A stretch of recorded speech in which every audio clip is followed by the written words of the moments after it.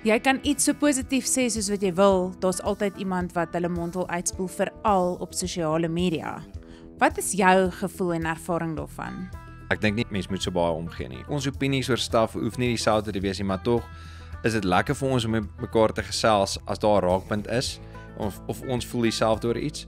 So mammies hoef nie altyd jy weet saam te stem oor iets nie. Ek dink vir een of ander rede is dit in ons coding dat as jy weet iemand sit bladjang op die braaibroodjie en ons is soos nee. Dis verkeerd. Die regte manier is dit. Nee. Hier waar jy gewoond is.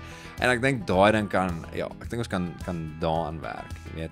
Ja. Maar ek weet nie, ek is ook nie iemand wat gaan negatiewe comments los op maak nie saak wat ek dink nie. Want jy kan dink, hierdie is nie goed nie of wat ook al. Maar om die tyd te vat en die moeite te doen en 'n lelike comment vir iemand te gaan los of met iemand te beklei nou oor goeders. Ek dink dit los regtig enigiets op nie.